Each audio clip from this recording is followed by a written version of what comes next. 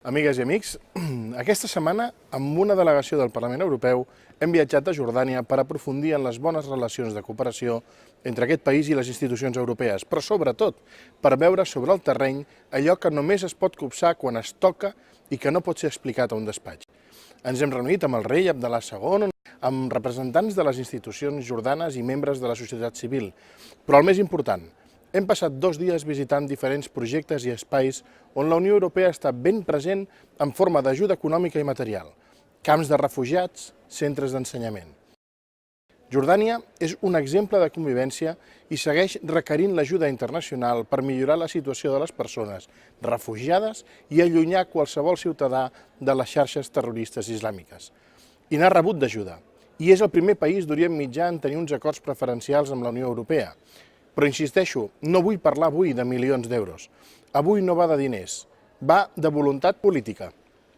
El Regne de Jordània ha volgut ajudar els seus veïns sempre, com també ho fa el Líban. Ara són sirians els que arriben, sempre han estat palestins, generacions. Els jordans i els libanesos han volgut i volen, i no els és ni més fàcil ni més difícil que ens ho seria a nosaltres. De fet, probablement, si en lloc de mirar persones hi veiessin despesa pública, probablement ni el Líban ni Jordània tindrien al seu territori la quantitat de refugiats que tenen. L'altra cara de la moneda la tenim a casa. Mentre països com Jordània o el Líban estan acollint milions de refugiats, els governs dels estats membres i algunes de les seves societats, de vegades en percentatges importants, tot s'ha de dir, s'ho miren fredament, amb indiferència i amb una manca de voluntat d'acollida que és vergonyant i escandalosa. No han volgut ni volen acollir. Aquests estats permeten amb mala fe que la justa indignació de la bona gent europea es dirigeixi contra Brussel·les quan Brussel·les, avui dia, no té cap poder per imposar-se davant la pusil·lanimitat i la poca vergonya dels estats.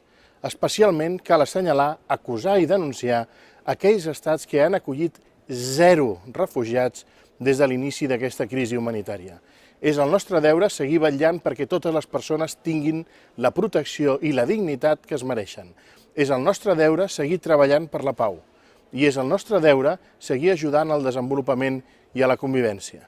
Jordània i el Líban són l'exemple que, més enllà de totes les dificultats, és una qüestió de voluntat política i compromís col·lectiu, de tots.